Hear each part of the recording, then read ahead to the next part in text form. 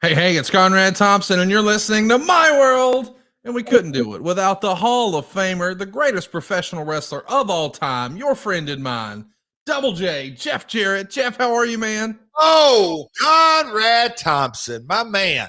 It is good to be here live on YouTube. Shout out to all the ad-free family that's listening in. My guys, they're excited to be here, I'm sure. It's that time of year. Santa's on the way, Connie. It is, I feel like I hadn't been home, as the old Southern saying goes. And a month of Sundays. As we record this, as we're live on YouTube, it's Monday. Conrad, I left home last Tuesday. Went to DC and did the Dynamite there, then went down to Florida and watched my daughter play some college basketball, and then back in 3 days in Hammerstein. We'll get to all that kind of stuff. And then came home today, and Conrad, I can safely say this. I think I had one of my best workouts of 2024 today. It was a good one. So got me a good meal, and here we are, ready to rock and roll. Finishing strong. I'm glad to hear it. I do got to ask, as folks are listening to this, it's Christmas Eve. What is Christmas Eve like in the Jarrett household? You know what? Through the years, Christmas Eve is always it's guaranteed you're not having a wrestling event. So Christmas Eve, traditionally through the years, has always been around. But, with 5 kids and blended family and lots of different moving parts, and sometimes we have how would you say that? A washing machine. You don't know exactly boyfriends or what's exactly going to happen. Our tradition is really on Christmas Day, but this Christmas Eve, everybody's coming over. Big meal. We're going to exchange some gifts. My oldest has to head out to her boyfriend's family in Kansas, not early, but they're leaving Christmas midday, I think, whatever it is. So anyway, we've got a big Christmas Eve plan, big meal, lots of presents. My man Code Dog is super fired up this year. He always is, but all good, man. All good. Left LaGuardia, left New York City this morning, Connie. It was 10 degrees, a little chilly. So it was nice to get back in the Music City and a few warmer temps, but we're looking forward to a big family meal. There are so many presents under the tree, Conrad. Incredibly blessed. We are super grateful around the Jarrett household this year. Again. Well, I, for one, am pumped about what we saw this past weekend. I kind of hope it becomes a regular annual thing. It feels like the Wednesday before Thanksgiving. It's become tradition for AEW to have a show in Chicago. I think the weekend before Christmas, having shows for AEW at the Hammerstein Ballroom, that could be fun. Oh, wow. I love the way that looks. It feels fun. I saw that the company trademarked Christmas Collision and Dynamite on 34th Street. I do want to ask you, though, you got to be there, and I think it may have been your first appearance ever for Ring of Honor. Is that right? Now, you know what? So I thought you were about to go on the Hammerstein, so I'll give you a quick little story. Conrad, I like to say me and you are not just wrestling fans, but at times wrestling junkies. We're really – we love it. We got a passion for it. We wouldn't be doing the podcast. You wouldn't be doing all the podcasts. I've got a lifetime of memories. So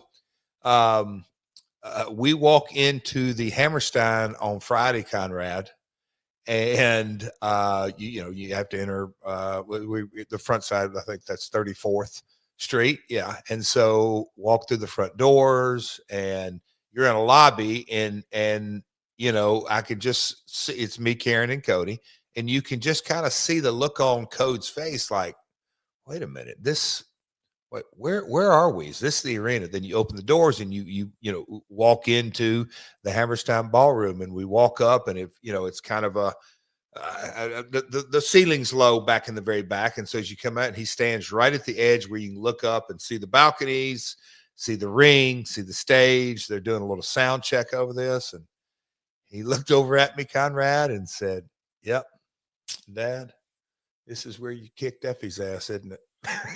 Yes, it is. I forgot all about that. That was my return. That was my return into that building from that. And I said, "Cody, come here," because his favorite part was, and I don't know if you remember this, but yeah, that was post match. Yeah, I think I'd been escorted. There was a raucous fan who was jarring at the Last Outlaw, and we kind of locked eyes, and it got uncomfortable over there for a second. And Cody wanted to kind of scout out. He remembered that spot. He's like, "Hey, remember you took your belt and did this?" And I walked him through anyway. It's pretty cool to see, as kids, and he just had seen it on TV, and so I walked him through the path. But anyway, yes, but that is the last time I was in that building. But Conrad, I was informed that I have been in a Ring of Honor. Now, I called it a dark episode, but it actually was a Ring of Honor taping in Orlando studios, probably in my first 3 months of arriving at AEW. Me and Jay Lethal had a... Oh, I remember that. Yeah. And I'd kind of forgot that at the time, but this was for sure. And it with the Hammerstein and me and Jay, man, I love talking wrestling with Jay because he's got a good memory too. And he talked about all the different Ring of Honor, the history of Ring of Honor in that building. So he kind of brought me up to speed, and, Carrie and then Sinclair, obviously. And, Jay has a lot of memories in that building. But yes, that was my very first ROH pay-per-view. So little history for me. Which I thought was just pretty cool. And I won't get too far ahead of it, but the set of circumstances made it even extra special for me. It was cool to see you make a run in at the Hammerstein. Of course, we'll never forget. It's almost 2 years ago that you beat that Nothing Happening Effie clean in the middle, coming up on the 2-year anniversary. I hear he's going to celebrate with another pinfall loss, counting the lights at Hammerstein. So thoughts and prayers for him. But I did see that you made the save at Hammerstein, and I think we have a little clip. Oh, how about that? Don't you dare, Aaron. Don't you dare. Whoa! Hell is frozen over. Jeff Jarrett is finally in Ring of Honor. But he almost hit his wife. I'll be out here too. You don't put your hands on Karen. What's wrong with you? Watch out, slap nuts. Here comes Double J. That's the right. Kick to the midsection. Oh, yeah. That's my favorite song. He tuned up the band. Nice. I love it. Guitar necklaces all around. I love it. It was great to see that match. I enjoyed seeing QT Marshall do his best NWO Macho Man and his lovely wife be Miss Elizabeth. But maybe what stole the show for me was not Black Machismo, which has always been a guilty pleasure of mine anytime Jay Lethal dusts that off. But we saw the Queen Karen do her best scary Sherry. That was fun stuff, man. She won't mind me sharing this, but I'll go ahead and share my text with you that I don't know. Did my text with you kind of catch you off guard? I don't know if you were aware of where the little girl in Karen Smedley's heart was. When she was a young girl, she used to spend a lot of time. They're from the Pittsburgh area, her family is, but her grandparents were from down in West Virginia. Paw, who, when me and Karen got together and married, him and Paw and Ruby, her grandparents on her mom's side moved down here to Hendersonville. So that's how close, Karen actually moved in with them in high school for a short period of time when her father was really, really, really sick. But I like to tell the story because to me, it's kind of the magic of our business, I think, in a lot of ways. So Karen was introduced to professional wrestling from her grandfather, Paw, who was an old school coal miner, spent 44 years in the mines, and fascinating stories, but he loved his wrestling. And so that's how Karen first watched wrestling with her grandfather. And then as kind of time went on, Karen, like well, not me, but kind of bounce in and out. But she remembers seeing Sensational Sherry, and she was mesmerized. I'll use that word. She loved Sherry Martel through the years. And so when this opportunity came up, and this is a Jay Lethal, give him all the credit, and hey, what if, and just kind of how to do all that. So Karen was asked and this was, I don't say it last minute, but it was a couple of days. Hey, would you be interested? So she jumped at it. So it is, I'd like to say a kind of a bucket list item, if you will, for the young, Karen Smedley, if you will. So she was super excited. The Hammerstein faithful, the ROH faithful, they loved it. So shout out to them. We appreciate that, all the love they showed it. So it was kind of a magical moment. So for me to get to be involved in that, it was cool. But yeah, that was a special night for Karen. No doubt about it, Conrad. What's cool to me is Karen had one of her best weeks ever. Not only did she have that fun appearance at the Ring of Honor pay-per-view on Friday, but over the weekend, RJ City's series on YouTube dropped. Hey, EW. Man, how fun was this? Look at this graphic that they had a discussion of. Oh, man, what a great photo that is. First of all, can we just talk about your level of tan right there? You look like Hulk Hogan 91 right there. Yeah, that's a on a star rating. What would you give my tan? Now, be fair when you rate it. Like 7.5. Wait, that's out of 10. I'm saying the Meltzer star rating. Oh. I got you. That's a 6-star tan. 6 stars. Shut the front door. Yeah, man. Now, if Will Ospreay had a tan, it'd be 7, but 6. You are really giving me a 6-star tan? I thought for sure. Dude, it's Christmas. Look how tan you are. I thought that would be more like a 5, because that 5 is you can't. Well, let's go back to it. First of all, let's look at all the different colors that we've got, because this is almost like a United Nations pick here. You got Sanjay Dutt, and then you got Jay Lethal, then you got Karen, then you got RJ City, then yourself and Satnam Singh. We got various shades here. We got like, if you go to the paint store and you get all those samples, that's what we've got here, a kaleidoscope of color. I'm going with you on it's a solid 6-star tan. I'll give it that, 6 stars. I thought 5 was the limit, and it's like you can't really give more than 100%. Hey, kid, get out here and give 110%. Really, the star of that, though, is not the tan, it's the hair. Can we just talk about the hair? Okay, so now we're getting into, that's where the 6-star came from. 5 for the tan. Look at the poof meter. Where are we at on the poof meter here? This is the Double J poof meter. We want to hear from you. As far as the bouffants go, what are we working with here, Jeff? I want you to rate yourself. And it's always hard to rate yourself, but looking at your own poof. It's tough. So we doing a star? Oh, no, the poof meter. Yeah, 1 through 10. So is it a 1 as a poof? Is it a 10 as a poof? That's your ordinary, average, run-of-the-mill poof. I'm going 5. I'm just a solid 5 on there.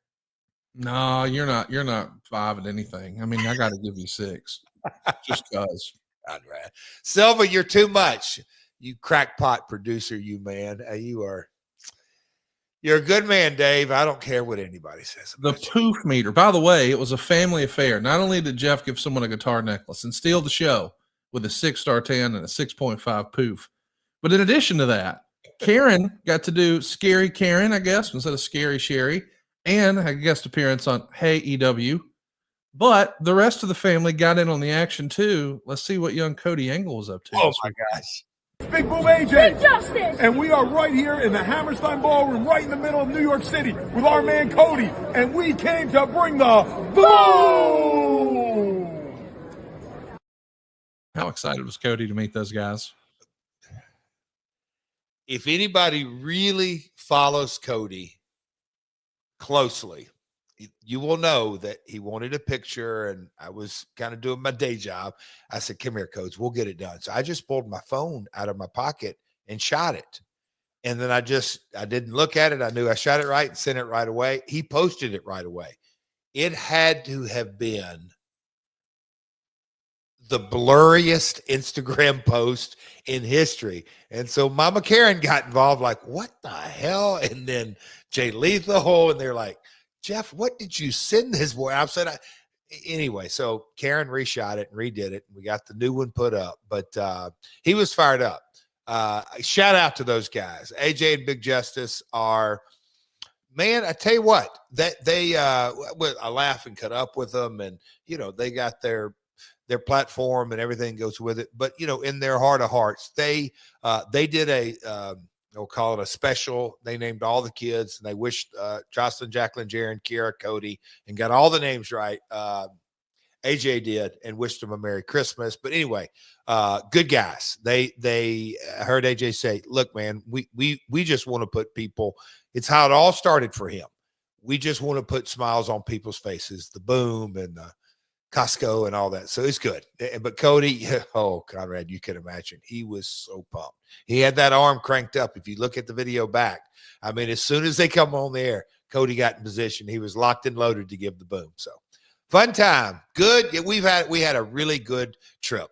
3 days up there, and Saturday got to go to the Barclays Center. Saw our old buddy Connie. We saw Raphael Morphy, who is now executive with gosh, I named the parent company. But anyway, we got to see Cody's first college basketball game, Syracuse versus Maryland, in the Barclays Center. What a crazy good facility that is.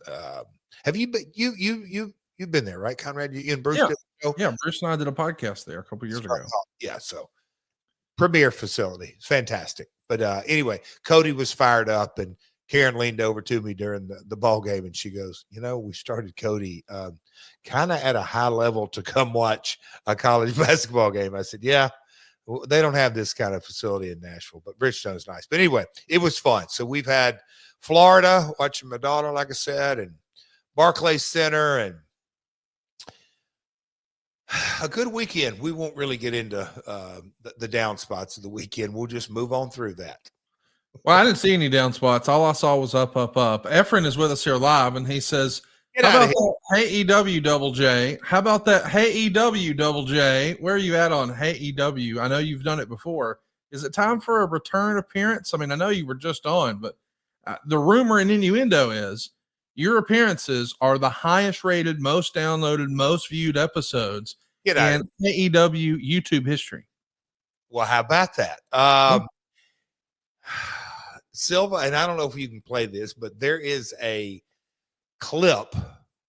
Have you seen this, Conrad, on RJ's Instagram? That it's just sound bites. It's nothing else but 10 sound bites from the episode.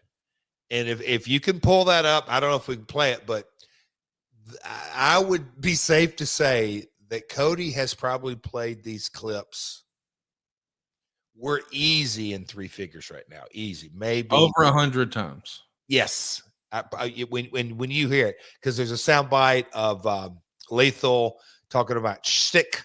He said, "You're using my shtick," and then Satnam sound bite. Karen soundbite. It's I don't know if did you see it, Conrad? Have you seen the full episode? I did not see it, but I saw that hair, and so did Efren. And he says the poof meter is a 1 to Peg Bundy. So that's our new deal. 1 to Peg Bundy. 1 to that's a good one. Peg Bundy. I would go Marge Simpson maybe. Oh wow. So it's was pretty legit. Well, you know, Efren, thanks for joining us. We appreciate the love you're showing us here.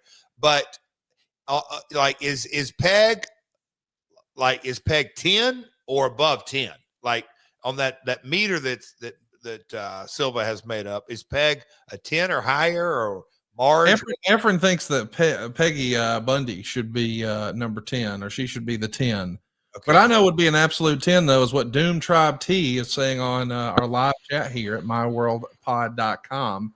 He suggests, and this is a great idea, we got to see if you can work this out, Cody versus the Rizzler could sell out all in Texas. What do you think? Cody Angle versus the Rizzler? I got my money on Cody Angle. I can't, I cannot wait to kind of dive in. You know, me and you, Conrad, are cut from the same mold on, promotable items and box office attractions. And, the buildup was what I've always enjoyed. Once you get to match time, it's like you've got all the hay in the barn. That's an old saying. It's all good. I like kind of the cultivating and the plowing. So do you have in mind Connie, what kind of angle you'd like to shoot to kind of get this? Does Cody jump him from backstage? Well, hang on now. I don't think we have to do that because Coach Rosie even points out here, Cody has huge biceps from all that working out. We just saw that photo with Big Boom AJ. People are noticing he's been working out. James Sorensen, who's got to know Cody, he says Cody's a true champion of the world. I mean, I do think there's a chance that he could be on that card at All In Texas and defend. He's got a Texas Chainsaw Deathmatch Championship, does he not? Can he not defend that? Well, he does. Technically, he does. And by the way, what state was that massacre in? It's in Texas. It's a return. It feels like it's his birthright. Oh, my God. Oh, Conrad Thompson, you're just a good stirrer. Let me just pitch this hypothetically, and I hope that Sean Ross Sapp is listening because I'm about to be spitting gold here. Oh, SRS. Oh, SRS shout out here on the show. What if, and this is just hypothetically, what if we had Kurt Angle make his AEW debut and he's tag teaming with Double J Jeff Jarrett and their 6-man tag team partner? Well, who better than Cody Angle? And across the ring, it's the Rizzler, it's Big Justice, and it's Big Boom AJ. Boom. What about that? Boom. I want to see Big Justice get a bunch of Germans. I need to see that. Okay. I got to see Cody hit the people's elbow on Big Boom AJ. And I think you should crack the Rizzler with the guitar. Oh, you ain't shit. Guitar necklace on the Rizzler. Come on. Some of this stuff just writes itself, guys. It just writes itself. Instagram clip. I did the Rizzler on it. Silva, is that a no-go or I maybe have caught you too quick, but that's all right. Yeah, that's a no-go. I do want to say what is a go, though, is what's happening tomorrow night. Can't believe this is real. Dynamite on 34th Street. And, man, you're going to see a who's who on that card.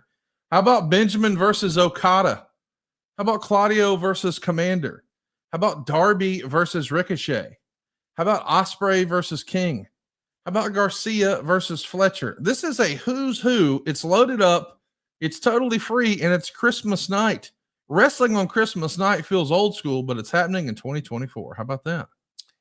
Conrad, Shelton Benjamin is he there you go. There's another one. The Tony tie-up match. But I'm just going to give somebody their flowers. Shelton Benjamin, it goes without, in the history and him being teammates with Brock. And, I get to hear those stories every now and then, the college stories and how he, in the amateur days, this is, folks. Shelton graduated and Brock was coming in. So I think it was a senior freshman difference there, but he wrestled Brock every day. Just the grueling nature of that, I can't imagine. But Shelton is no spring chicken, and I'm telling you, the Okada match, he has had a run of matches to me that I told him this yesterday at catering. He said, I can't eat too much. I got to work. I said, I hear you. That digestive system doesn't work like it as quick as it used to. I said, I can relate. But man, I told him, I said, you have, and I don't want to say stepped your game up, but man, oh man, you have done some special things since you arrived. So I'm happy for Shelton, big time. I encourage everybody to check out Rampage this Friday. From what we understand, that is the last Rampage for the foreseeable future. But it is the night before the big pay-per-view, and it happens this Saturday night. World's End, going to be here before you know it. Tickets are on sale now at AEWTIX.com. I've already locked and loaded on Triller, and I hope you will be too. That's where I'm going to be enjoying the pay-per-view.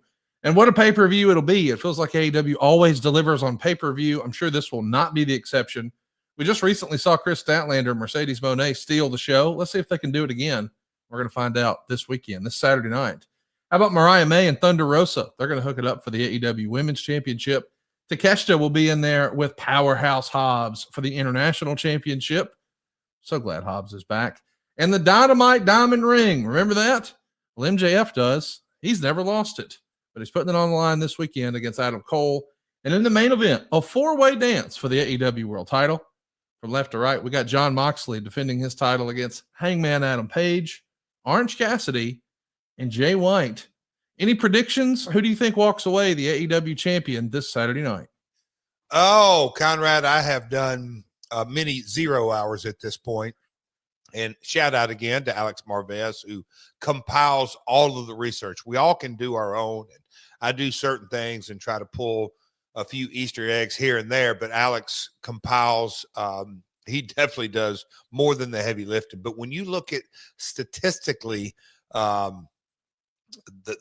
wins and losses and the amount of we'll call it matches and the volume of work, it is really hard to bet against Moxley. He has done nothing but win.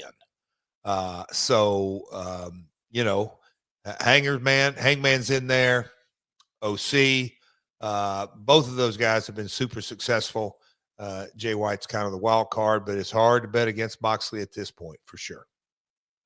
I'm not betting against Moxley. I think Moxley's going to hang on to it. I'm excited for what's new in 2025. I mean, it's right around the corner, and AEW is going to be on Max. That's going to be wild. And WWE is going to be on Netflix. 2025 is going to be the biggest year in the history of wrestling, and we appreciate you guys joining us here on YouTube and being a part of the ride.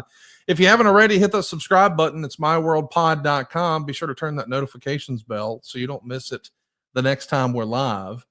Did we miss anything before we get into our topic today? We're talking about your 2009 return to TNA, and I'm seeing some comments in the live chat where they want us to talk about college football, and we just don't do that, guys. It's a wrestling podcast. We've never spent any time talking about college football.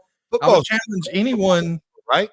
Basically. Yeah, I mean, there's people who were saying, hey, what about Tennessee's game over the weekend? And I'm like, they're playing tonight. They're ranked number 1 in basketball. Everyone listening to this knows that you're a basketball junkie. Yes. Your daughter plays college basketball. If anything, we talk about college basketball on this program, not football. Why would they think that we do stuff like that, Jeff?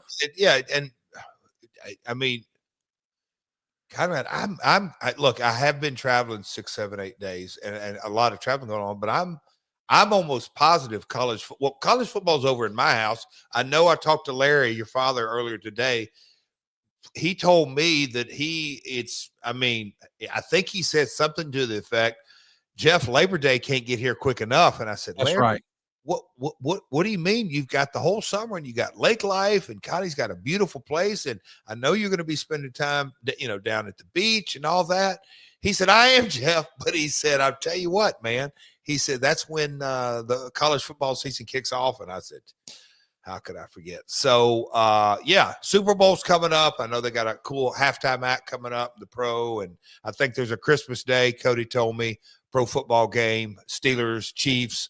But yeah, Big Orange, go Big Orange. They're number 1 ranked.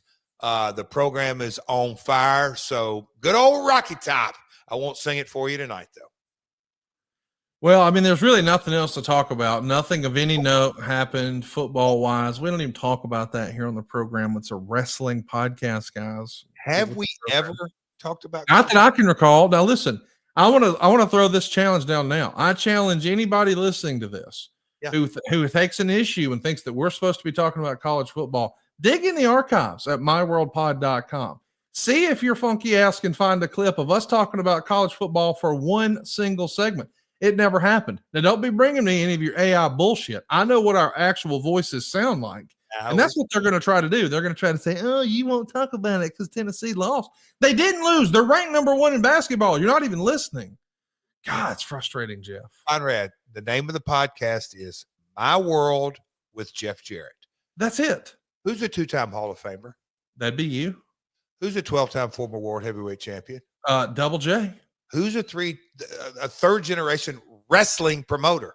JEFFJARRETT.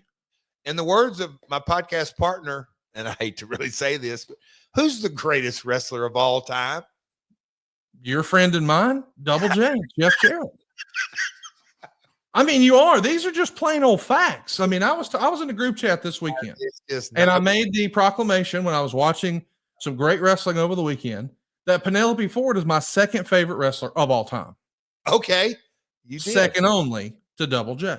But I'll be honest, she's strutting right behind you, buddy. She's catching up. Easy now. Easy. No, seriously. I'm anybody who's not actually met Penelope Ford, great person, but also, man, how improved is she? Like, she is a really, really great performer who has grown leaps and bounds. I was really impressed with her performance over the weekend. No fooling. Was it Saturday night she did the reverse hurricanrana? Dude, that was great. She broke that out of nowhere, and I was like, "Holy cow, man! This is a new wrestler." I'm on Team Penelope. Yeah, and she had that layoff or the injury layoff, and so she's come back with a vengeance. So I'm loving it. I'll give her your props. I'll give you props for you cheering on her. Be your second favorite because she can go. Absolutely. What other reason would there be? I was also noting over the weekend that, hey, my man Bandito he was back. I don't know if you saw that. I did.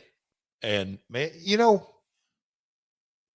it just goes to show you how quick something can happen. One move, Conrad, literally one move. Jeff, on your next match, we're going to see you break out a bunch of double drop kicks off the top, missile drop kicks off the top rope.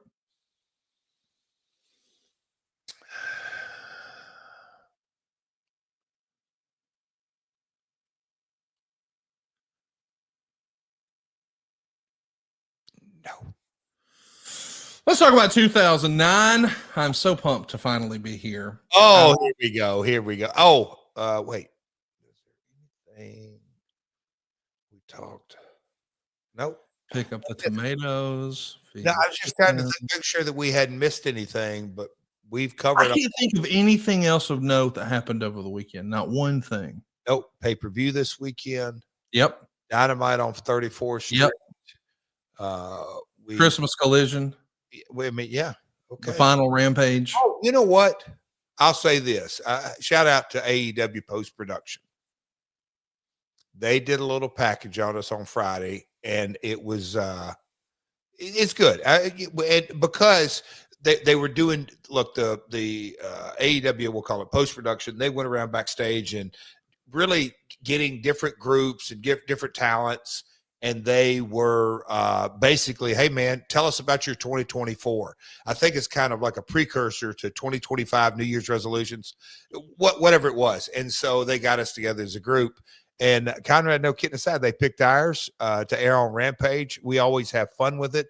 The post-production folks, we always look, when you sit down and you just saw it on the Hey You deal, when you the five of us is quite the dynamic. You said it, but it's, we are kind of a mixed dysfunctional. No, it's a lot of fun. But when they got us together and said, hey, tell us about your highlights, and they had to edit it because we all kind of rambled. We talked about Sting's last match, and we called it the six-way strut, which was it was fun that day in Greensboro. But Wembley, me being in the Owen, no, it was fun. And so shout out to those guys for putting that up, packaging it up. And yeah, man, it made Rampage. Some folks may have seen it on social media as well. But 2024, as we're coming to a close, has been a fantastic year. We got a little clip. Let's share that now.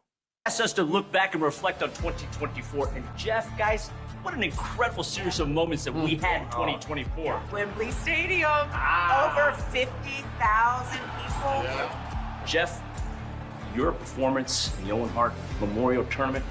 A true highlight of my career to actually be in the Owen. It's a memory that I'll cherish forever. But I don't like to look in the rearview mirror. I like to look ahead, to move forward. So next week, I'm not bringing resolutions. I'm bringing a game plan for 2025. Oh, well, sounds like guitar necklaces for everybody. So I don't know if you're looking for investment tips in 2025, but investing in guitar stock might actually be a good idea. Oh. And in the meantime, to get you there, can I recommend Vea? I'm a big believer in Vea. I've had these products for months, and I greatly enjoy them, and I hope you will too, especially this holiday season. Restore your zen and embrace the natural power of hemp this holiday season with Vea. I'm a big believer in this product, and if you're over 21, I want you to check out the link for Vea's website in our description and use our code MyWorld. You'll get 15% off. Vea is well renowned for their award-winning THC and THC-free gummies and vapes. They've got THCA flower, soothing topicals, and calming drops, all crafted with the highest quality hemp sourced from trusted, independently owned American farms. And the best part is, Vea legally ships to nearly every state in the United States.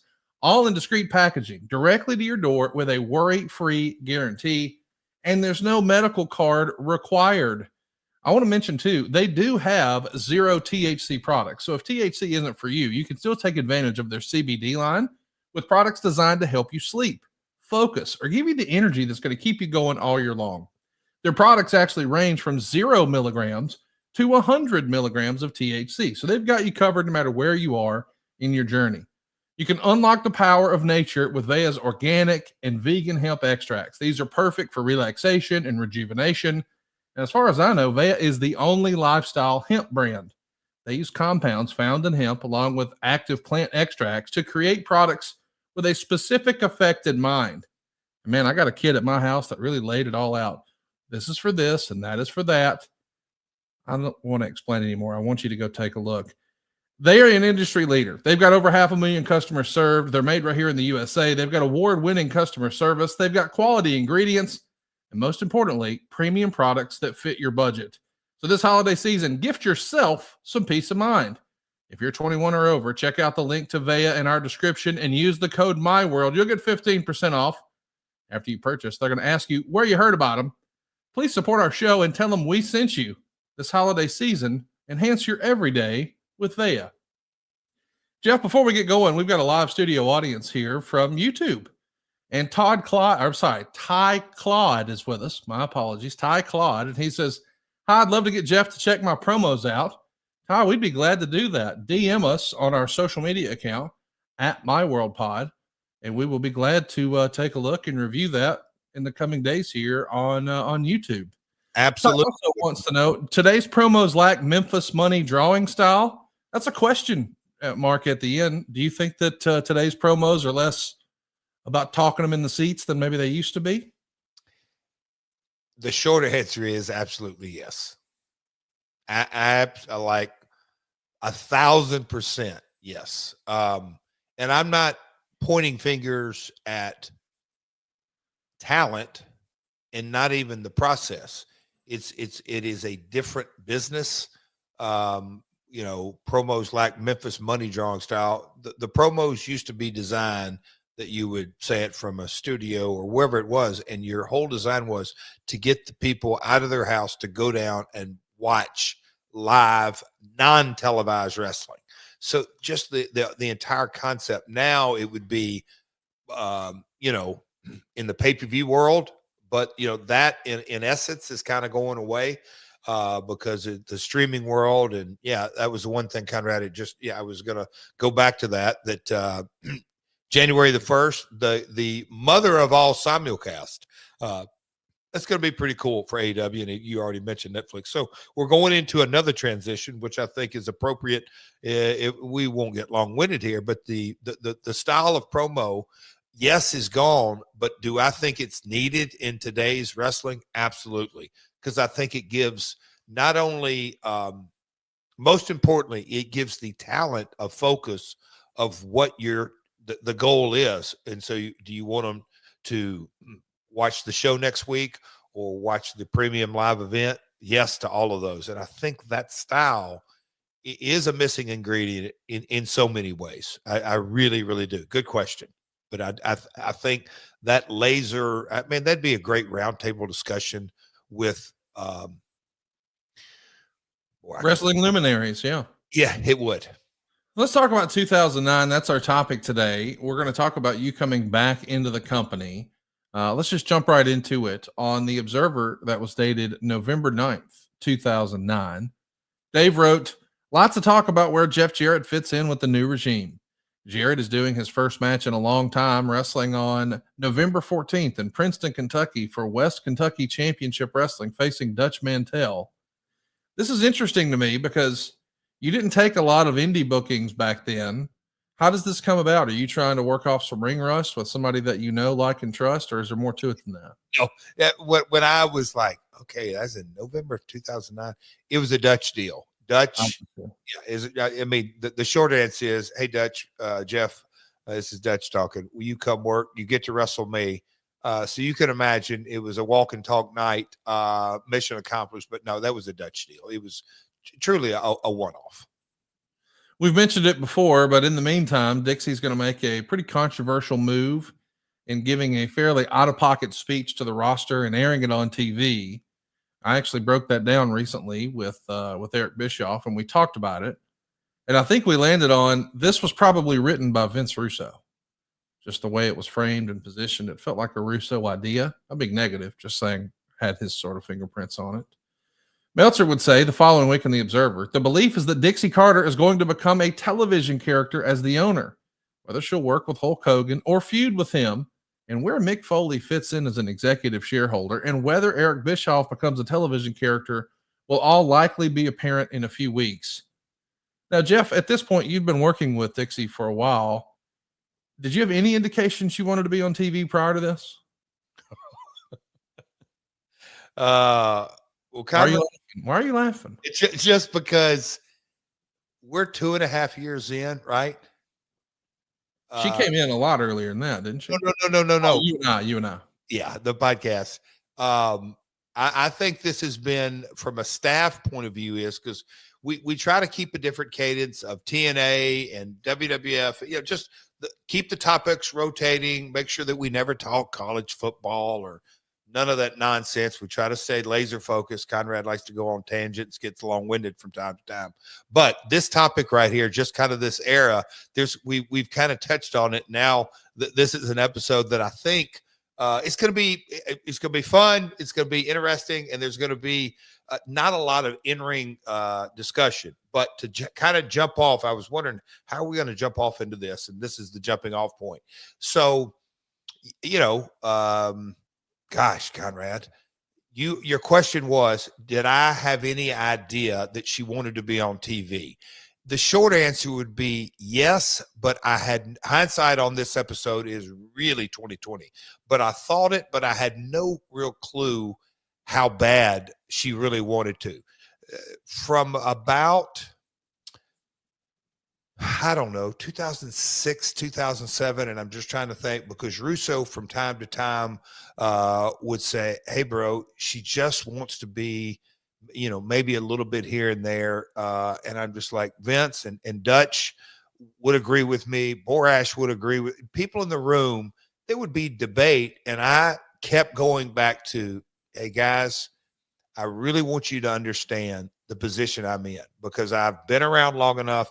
And Vince, you think you've been around long enough, but I don't think you're going to have a clue to the can of worms you're opening up. And the reason I say that is this is the investor's daughter, period. So you can't have her as a bit player. You can't have her, hey, we're going to use this week. No, we're not going to use you for the next 3 months.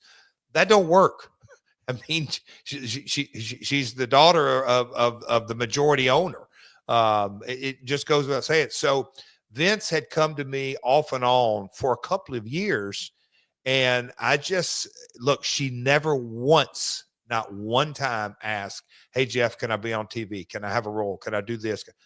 Conrad, not one time. I want to be clear on that, not one time. But she would either have Vince, and to this day, I don't really know if Vince put Vince up to it, or Vince was just hearing in the conversations and, hey, bro, here's kind of an idea and all this. And I said, Vince, I just don't think it's a good idea, because it changes the dynamic of everything. If we're producing a wrestling show to put butts in seats and create revenue, she's not going to be taking bumps. What is the payoff? It just kind of all that kind of thought process. And so she never, but I had an inkling, but boy, did I find out. Again, I don't want to get too far ahead. I didn't really know, Conrad, until this era that we're about to seeing. And Conrad, let me ask you a question. And Dave, if you don't mind, put that graphic back up of this meeting that took place. So I was, quote unquote, as the sheets reported it, I was sent home during this time. So when they shot this, I was called at home, and how it's described to me was exactly how this looks. That the headmaster of the school walked in and had a conversation with the high school the freshmen, sophomores, juniors, and seniors, and the teachers were behind. And I just said, what a way to completely downgrade your talent. You put them all up in a bleachers, and they, and I got a couple of calls on this, and they, quote unquote, they weren't supposed to be calling me. They weren't supposed to be talking to me, all that nonsense that was put out. But this was the first inkling where I went, okay, she gave this speech, and I don't remember all the ins and outs, and they filmed it, and they gave it a lighting treatment. Oh, boy, here we go. The segment, of course, we know with the benefit of hindsight. I mean, according to the discussions you had in 2013, or at least Dave Meltzer reported it as such, that the reason you were unsuccessful in your venture with Toby Keith to purchase TNA is because some folks in Dallas were insistent that Dixie remain a television character. Is that the way you remember it? That was reported, but Uncle Dave, and look, he probably, or maybe he did, maybe he fabricated, maybe heard that. Not one time during that entire negotiation from February of 2013 until December of 2013, not one time was that brought up. Not one time any of that. Matter of fact, it wasn't even brought up what kind of position she was going to have. At the end of the day, Bob Carter completely understood that whoever comes in and runs this is going to do the same thing that I do. I'm going to, he spent his money. And so if I'm the lead investor, I get to do what I want to do. And he wasn't willing. He was willing to completely lose his investment as opposed to give up control. So it was never, I mean, never, even when I asked Toby, when they went behind my back and flew up to Oak City, the lawyer and Janice, to have a meeting and basically say, hey, we want you on board, but Jeff can't be attached. And that meeting lasted less than 15 minutes. But even in that short meeting, Dixie's name was never brought up. Let's talk a little bit about the rah-rah speech. Of course, Jason Powell over at ProWrestling.net, he would be reporting that a lot of people were upset with Dixie Carter's rah-rah speech. Of course, she does these every 3 months or so. But when they were told this one would be filmed, they didn't think anything of it, thought maybe it would be a Hulk Hogan song and dance and a positive message. But it was pretty direct and kind of negative. And it aired on TV. Kind of made everybody look like a goof to me. It's written in the torch that Vince Russo did not script what she was saying. Still think it had some of his fingerprints on it, though. Yeah, it's an interesting time when you see that, hey, I'm coming back and this is what I'm following. It's written in the the Figure 4 Weekly, Ron Alvarez's sheet. He says, Jeff Jarrett looks to be returning to TV as a character on this week's show, as Mike Tenay will be going to his house to try to interview him. Well, I suppose technically he returned to television this week. Talk to me a little bit about the idea behind having Mike Tenay come to the house and interview you, and what was the angle that you were trying to introduce? Okay. This is the time frame that I got sent home. And this is, when you can kind of see that image, Conrad, to me, people who know the backstory and also obviously know the future of this, it is a perfect example of why Jeff was sent home.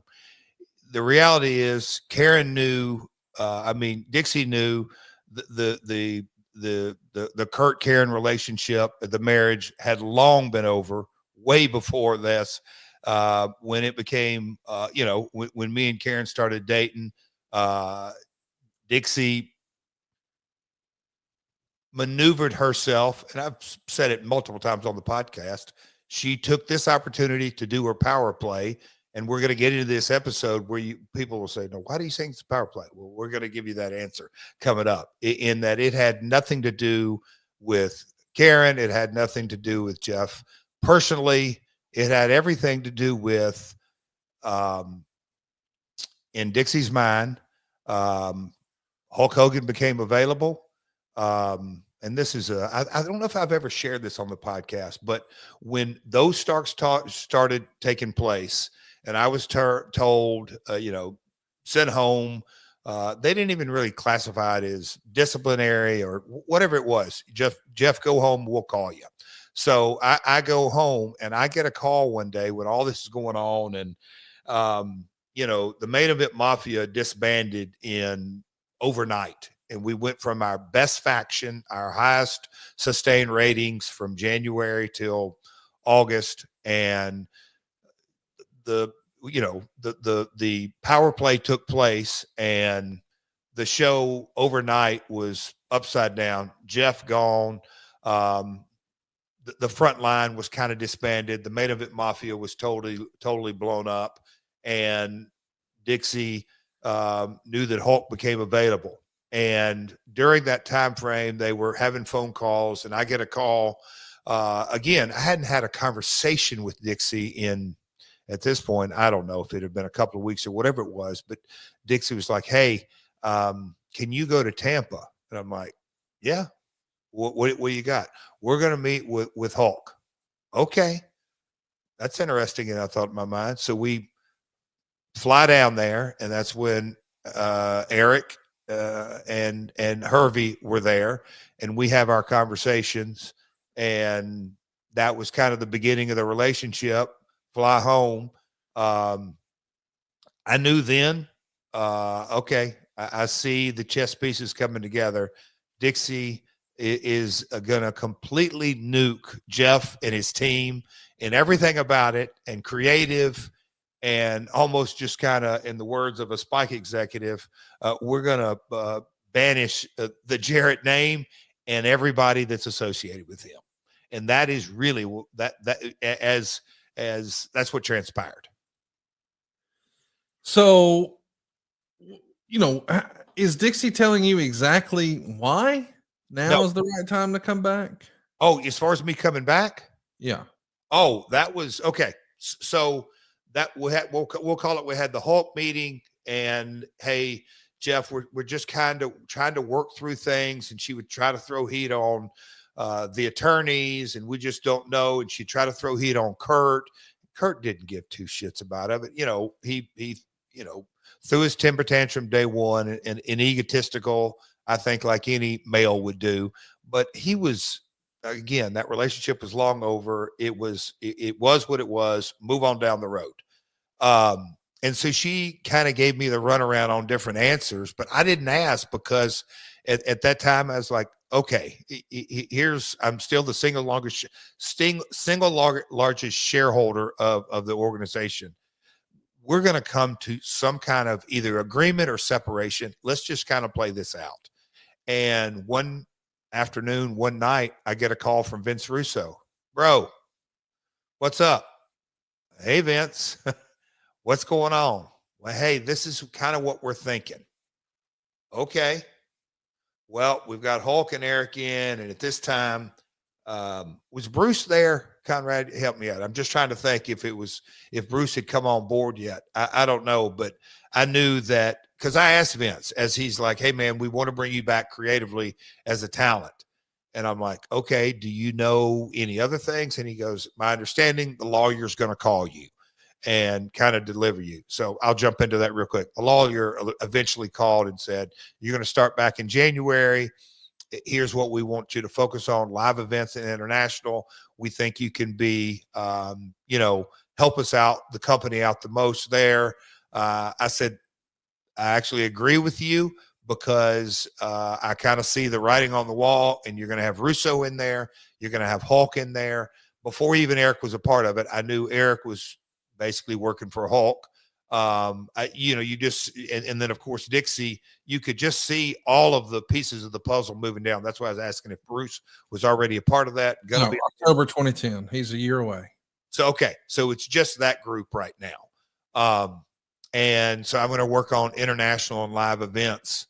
And it was just, it was really odd that the way Russo teed it up.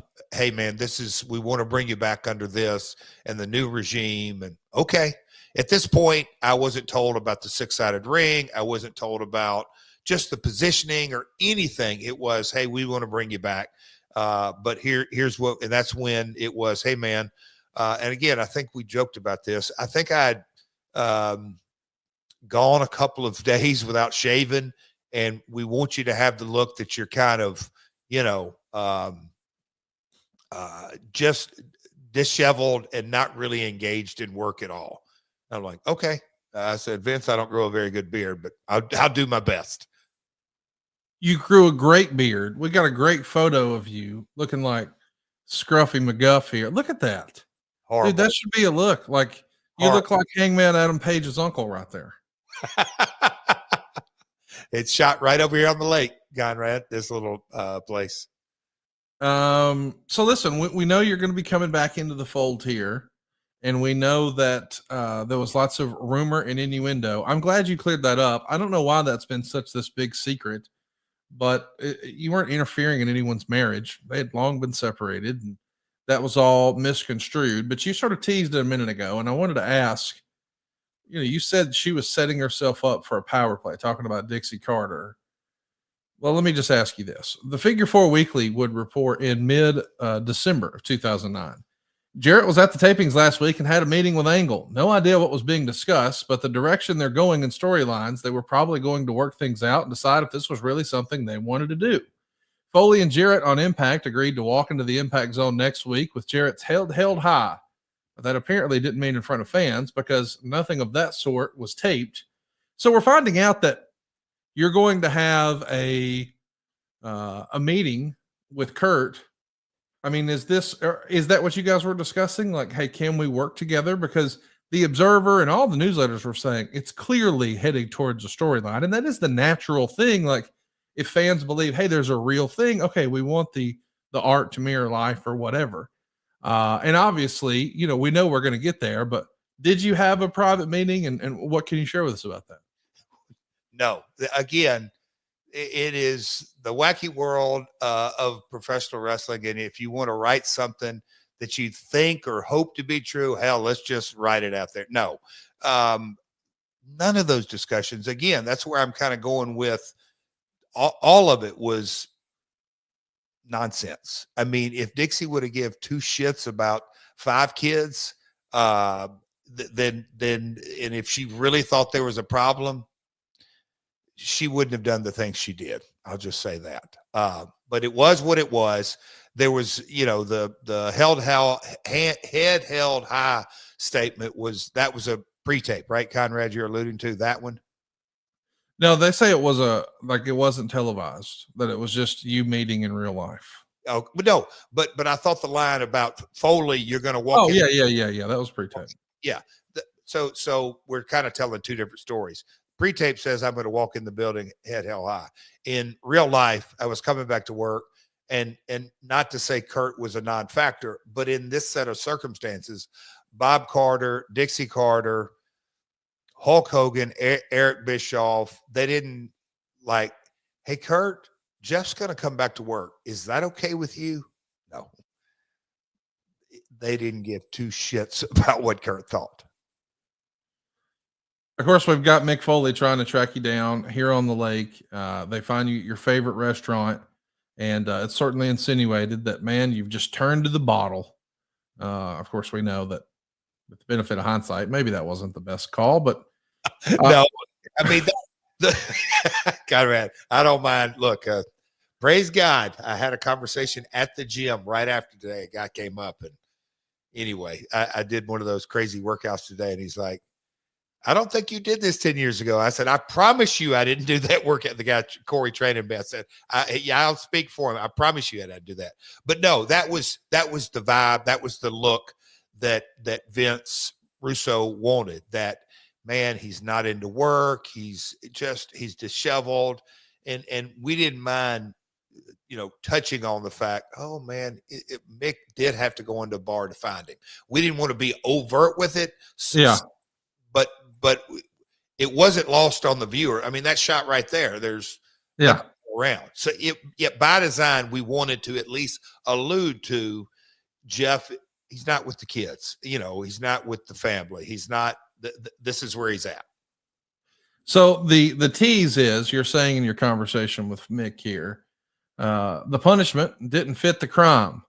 And there's an insinuation that you're upset with Dixie, and maybe there's a problem with Kurt Angle, but certainly you're letting that online chatter build. Oh, yeah. Is that something everybody's cool with and understands? It was and people talking is a good thing. Personal issues draw money. Yeah. Old school Memphis, baby. Yeah. I mean, it was just, it was the most low hanging fruit possible. But yes, and that was the spirit of it, to begin with. And, I don't get too far ahead of the story, but I would always harp kind of on, hey man, the Jeff Dixie heat, if you will, there's no payoff. There's zero payoff in it. She's not going to get in the ring. She's not going to be a heel manager. At this point, I don't see myself being a heel. This isn't what you have in the cards, blah, blah, blah, blah, blah. So look, that's kind of a story that's so insider that even if we do a good job of bringing that insider story to light, there's no payoff. Now, Kurt, on the other hand, I think this is one of the best stories I've ever done. And, we wrestled each other at Bound for Glory. That'd be 2007. So now we're in, like 2 years prior to this. We wrestled each other in Charlotte and then Chicago. So I'd had a series of matches with him. But this was going to have a different dynamic, and going back to how I started this little, personal issues draw money, and we had one. I do want to ask you about the segment that we see, because the next episode we get a recap of what's happened, and then we see a video feature. It's all about you, and they're talking about the January 4th preview, because that's the big show. And we're talking about a personal issue that put the company in jeopardy, but no one's really saying what that is. And as you're coming into the building, everyone's acting shocked. You and Mick Foley are shouting at each other. And then you meet with Dixie in her office. And here's the write-up from Brian Alvarez. He asked to come back to Impact, the company he founded. She said before they talked about his future, they needed to be crystal clear about his past. She said he put the company in a terrible position and lied to her. He said when they got on that plane years ago to make a bunch of promises to Kurt, Jeff ending up where he is wasn't one of them. She said she gave him what she thought was his best option, sit on the sidelines, and hope time healed those wounds. He said he was sorry if he disrespected her and sorry for everything. She said at this point, it's not about her. She said, you've got to go face Kurt and take responsibility for your actions. And you said, well, okay, thanks. And now it's time for you to meet with Kurt. And Brian writes, it feels like it's the Old West. I heard you were coming, Kurt said. Jarrett said, listen, man to man, if I disrespected you or offended you in any form, shape, or fashion, I'm sorry. Kurt, did you hear me? I'm sorry. And Kurt said, he'd heard what he said. I have a match, he said, and walked out. So what do you think of this reintroduction of you? You're back in the Impact Zone. People are shocked to see you, shouting with Foley, confrontation about the future and the past with Karen. She sends you to Kurt. With the benefit of hindsight, would you have changed anything in that? We're going to go into our, and man, the saying creative is subjective could not be any more appropriate on this, because you could have taken a couple of different avenues with this story.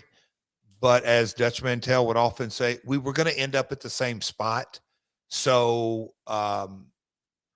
trying to make peace at work and all factors involved, including 5 kids, you take the path at least resistance. And no, business is business. I can kind of jump on a sword and move it and change a few different things. But at the end of the day, we knew that we were going to go Jeff Kurt in a single. And so let's just kind of get there. Again, we could nitpick it to death. Again, I'm going to go back to the opening shot, Dixie becoming a power authority, a talking head. To this day, I was never comfortable with it because it to me, it never resonated. It never broke through. And it's not easy. I mean, it is absolutely not easy, but an authority figure in professional wrestling has to have chops, despise him, hate him, whatever it may be. I think that's one of the reasons Vince McMahon was so successful, is because as a character, he was such a strong presence. Bischoff, when he's just playing that authority figure, and there's a few others through the years. Dixie is a sweet Ole Miss Southern belle, if you will, and that never jived. And so if we're going to nitpick kind of the story, her as an authority figure just never, to me, really got off the ground. And this was her first foray into it. What's interesting is you might be thinking to yourself, especially if you weren't watching back then, or maybe it's just been a while since you've seen, because we're talking about something that's like 15 years old, which is crazy. But this doesn't result in a match. Like, in fact, you end up teaming with Kurt. I think all conventional wisdom would say we're going to go straight to a pay-per-view main event series, maybe have 3 or 4 matches, and eventually we get there. Dixie was afraid of it. That's a year from now. So yeah, that's what I wanted to talk about. Why doesn't it happen now? Dixie despised Karen. That's simple. Wait, is that real? For real. Vince Russo, when he called me the first night, bro, the money is Jeff, Kurt, and Karen. I can't do the accent. Okay, where are we going to go with this? Well, bro, we got to get you back in here first. And I'm paraphrasing, but because you got to remember, in this big pot of stew was Hulk and Eric, who could have cared less about the history of TNA. I mean, not just the 6-sided ring. They weren't a fan of AJ Styles. They weren't a fan of any of the front line. They wanted to bring in their entire new crew. They wanted to make Dixie happy and put a hairnet on me, and just let's banish anything that's happened. We're talking 2010. So anything prior to happening to 2010 and Hulk and Eric arriving, let's act like it didn't happen. And so those were the balls in the air that Russo and others in creative were juggling. So you come out to the Impact Zone, you cut a promo, you're talking about how good it feels to be back at home in the Impact Zone. And this is the company that you founded 7 years ago. And after 15 years of being in the wrestling business, you decided to take your hard-earned money and found an organization called TNA. We see Dixie watching on as you're saying all this. Hey, Conrad, you know who that is to her left? Who is that? Her father, Bob Carter. You know who that is to her right? Who's that? Kevin Kay of Spike TV. How about that? Yeah. All sitting there watching on. How about that? Yeah, and they got to hear this reaction. So let that sink in. So you're in the ring, cutting a promo. Fans are excited to hear from you. They're excited that you're back. And then all of a sudden, Hogan appears on the big screen. And he does a heel promo saying, nobody cares. We're all sick of hearing. What? He does a heel promo? Well, he's saying nobody cares. We're tired of hearing you talk. In his mind, this was the big babyface promo the Hulkster was going to cut. Well, okay. He also says the truth is you started the company, but it's also true that you drove it into the ground, Jeff. And if it wasn't for Dixie resurrecting the company and giving all these young guys a shot, this place would be under. Of course, the fans start chanting bullshit. And Hulk Hogan says minority stockholder doesn't mean shit to me. They've restructured all the deals, and he is Dixie's new partner. And as far as all your past accolades, he said, nobody cares. And at this point, I don't think anybody can tell, is this a heel promo or a babyface promo? But he tells you to get your boots, get in line, and prove yourself like the rest of the crew. Quote, Lace them up and be ready, brother. And I hope you can be ready for the young guys. And of course, this makes you sad. You have a sad reaction in the ring. Oh. But like, dude, when you first read this on a format, they're going to have me do what now? And you know that Dixie, Billionaire Daddy, and the guy who runs Spike is going to be in the crowd, and they're hearing as you're pouring your heart out and the fans are with it, and they hear from Hulk Hogan and fans start chanting bullshit. What's going through your mind then? So when you first see the script and you see, okay, this is what you want me to do, and then actually doing it, knowing that didn't go the way they hoped, and they had a ringside seat for it. I couldn't wait to look at Vince Russo and just, Vince, did I do okay? And ask him to respond to me. Conrad, and look, and I said it earlier, hindsight's 2020. But when I was given that, I'm like, you want me to go out in Orlando at the Impact Zone that we've been in since 2004. Hell, I could name half the people in the pit. They were our faithful that were in the good times and the bad times and all of that. And I'll call it the amount of heat that the Main Event Mafia had, and the AJ Styles and Samoa Joe and Eric Young and the front line, and where I had left off out of the story in June or July or August, whenever that was. So this was, I think, this is my first return to the Impact Zone. And you're going to have Hulk say this for real? Okay. Sounds good to me. Let's roll. I'm just a wrestler. It's pretty crazy to think. By the way, I just want to remind everybody, in case you're curious and you keep up with these sort of things, because not everybody does. But Jeff's boring, terrible promo that nobody cared about, and we're all tired of it.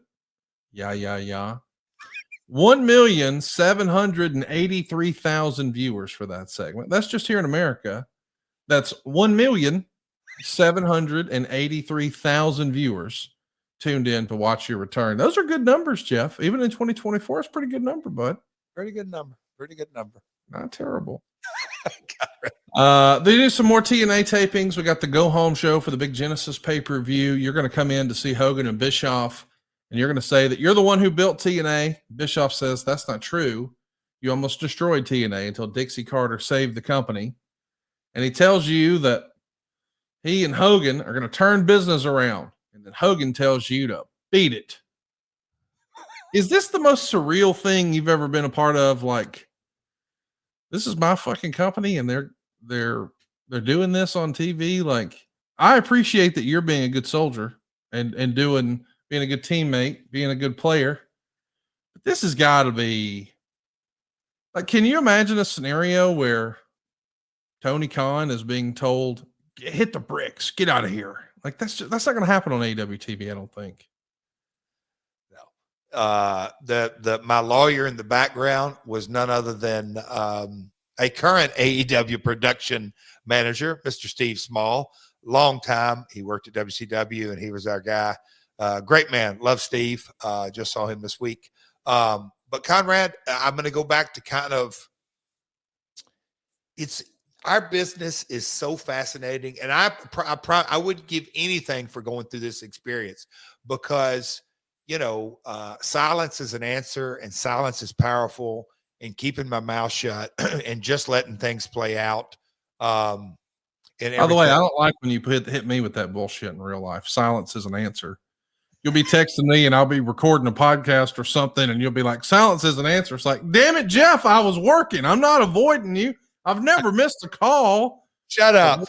But when Jeff gets hot and bothered, he'll hit you with that silence is an answer, motherfucker. It's like, okay, shit, my bad.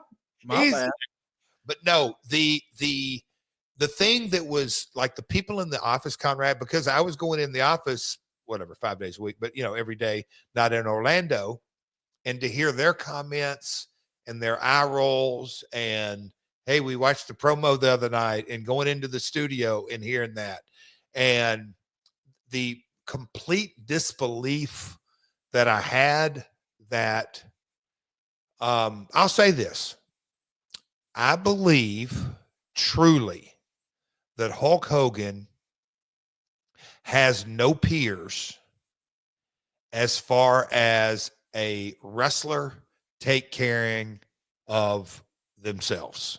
Like the CEO of Hulk Hogan Enterprises or whatever is Hulk. And I think he has the longest track record. He knows how to take care of Hulk. There's no doubt about it.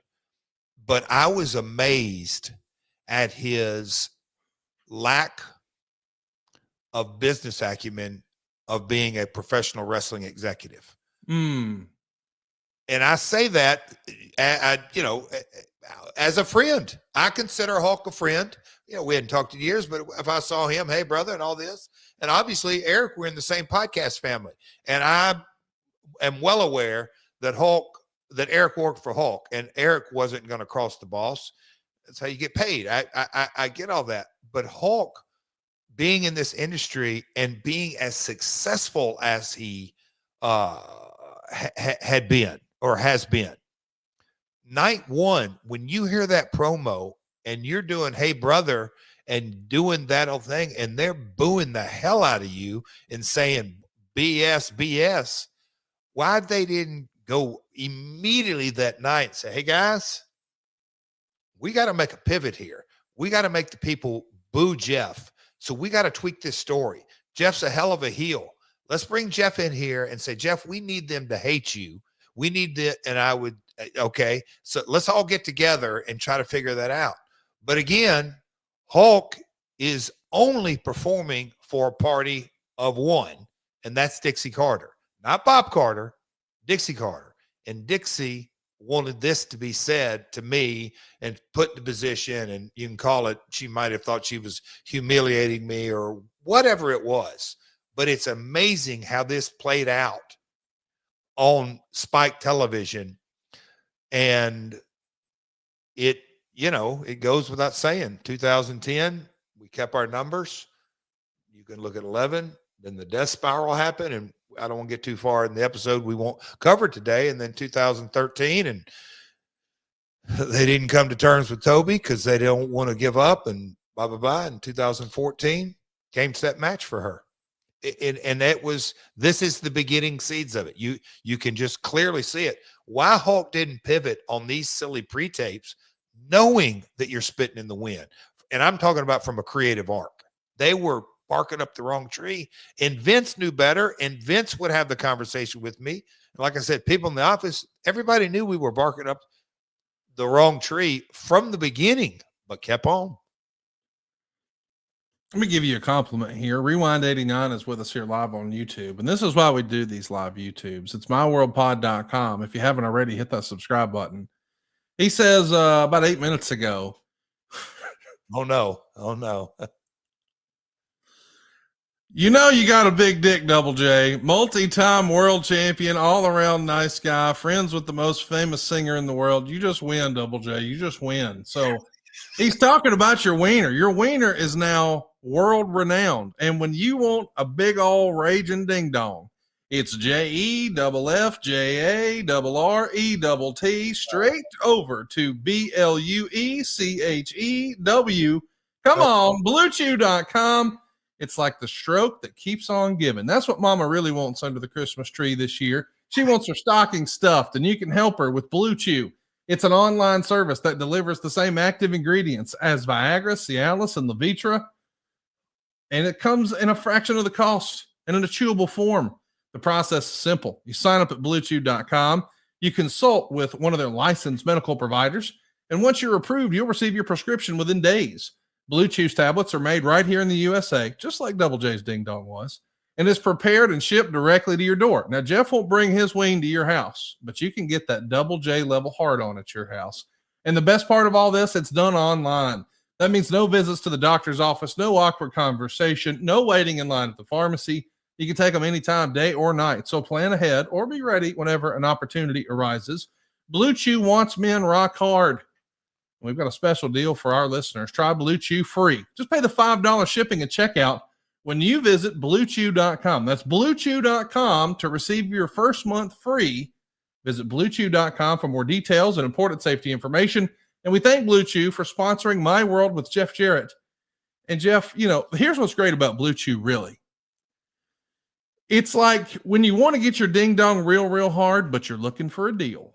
I mean, that is double J to me in a sentence, because I have it on good authority that you love a good deal and getting your ding dong hard for a whole month for just $5. Is there a better deal out there? Kind of.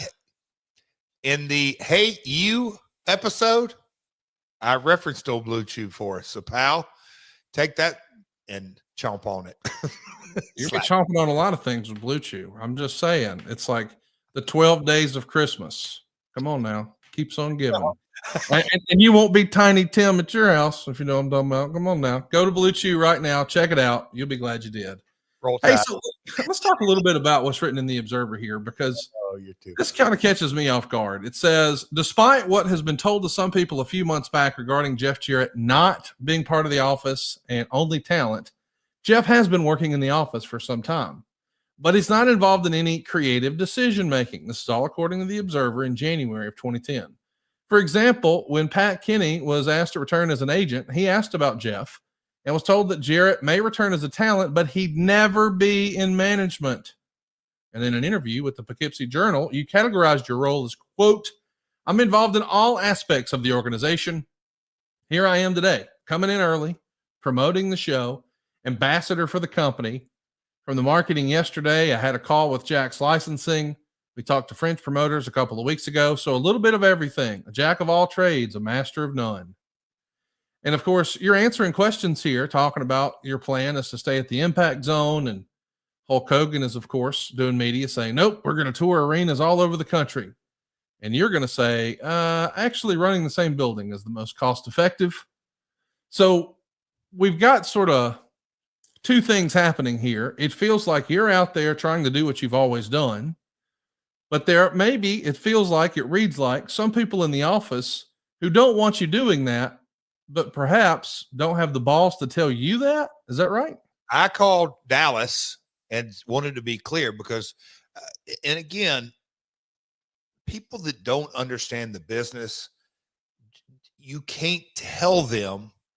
And you can give them examples, but they still don't understand it. But it was made as a shoot, brother. No, literally in December, before I came back in January. Hey, Jeff, you are to have zero to do with the creative process. Conrad, do you know how happy I was to hear that? I'm like, you ain't kidding. I have zero to do with this. I'm going to run the play, as we used to say. I'm just a wrestler. But, okay, you want me in international and live events. With live events, that comes PR. How do you want me to address questions? What is my job? Oh, we didn't think about that. Well, it's going to come up, folks. I'm out promoting the shows, and a disc jockey could care less about tickets on sale and the doors opening and the merchandise deals. They want the dirt. How do you want me to address it? Well, Jeff, just kind of gloss over it. Well, what do you want me to say? Well, just kind of say you kind of work on all things. Okay, I'll do my best. So I was doing what I was told to kind of cover all the bases. And then I don't know what interview you're alluding to, but, as opposed to touring, that conversation come up. Probably at that time, I didn't feel I was saying things contrary, because I could not imagine at that time that they would want to take the show on the road. I didn't think they were thinking that was going to be an option at this point.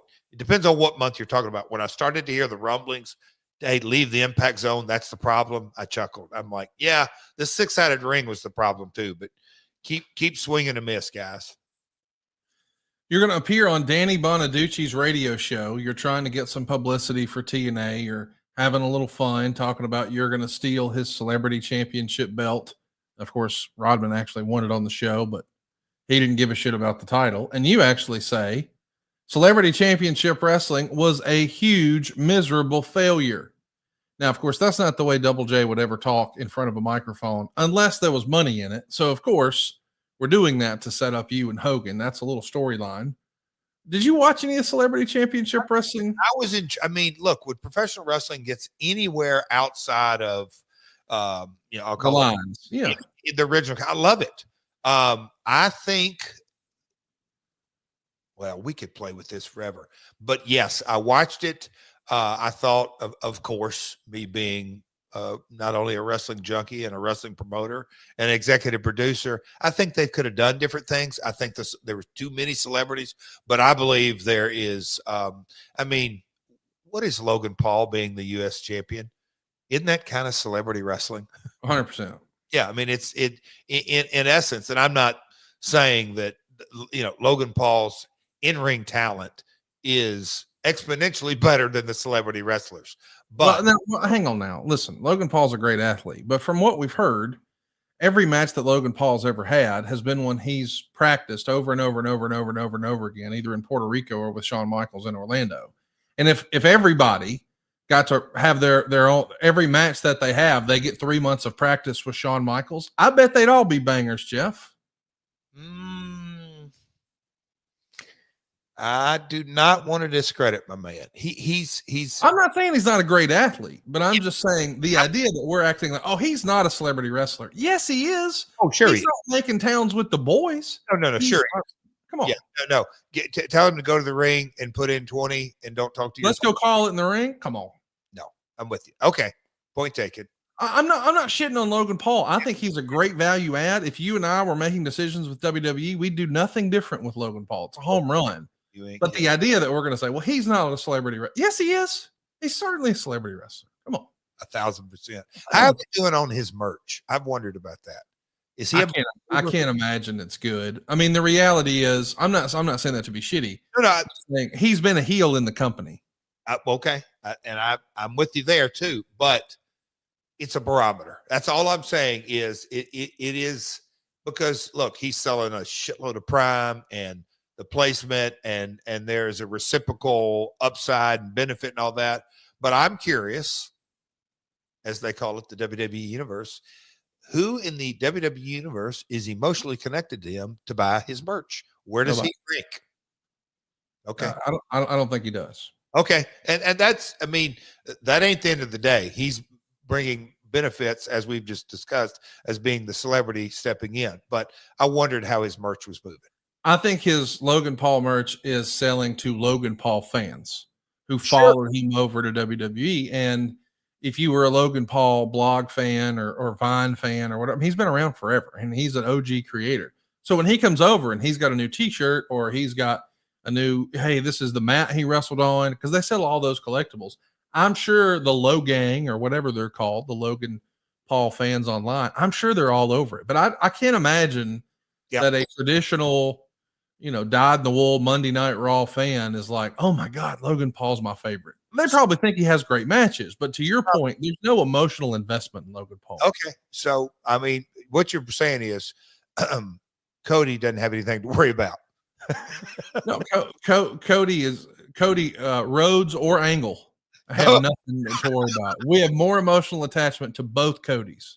Okay. Hey, by the way, I had sidebar. I know nobody listening to this cares, but I got to bring this up to you because I know you like this sort of thing. Megan had a dinner with a lady she works with, and it was like a work dinner kind of. And she said, hey, I want you to go. And I was like, okay. So I go, and her husband listens to our podcast. He's a big podcast listener. He's also a Marine. Shout out to Danny. Thank you for your service. But what I found was interesting is usually when I don't know someone, they're a stranger to me, but they know that I'm in the wrestling space or what have you, man, they always lead with the Ric Flair talk. Naturally. I get that. Woo! That was not the case. They led with the Cody talk. And then after that, we talked about Cody some more. And then after that, Cody some more. Yep. And then Dusty, and then Rick, and then Rock. But we talked about 4 wrestlers. And that to me, because he's not on the internet, like he's not on Twitter, he's not on Instagram, he's not on message boards. This is just a guy who watches wrestling on TV, and while he's at work, found our podcast on YouTube and listens to it, but he's not like an observer reader. You know what I mean? He's not on Cage Match. Yeah. But he went on and on and on about Cody. And that was an aha moment for me, because my man's in his 40s, like 42 maybe. He's like my age, I guess. Yep. But he was all about Cody. And I kind of thought, Cody, like Cena before him, like Hogan before him, he's all about the kids.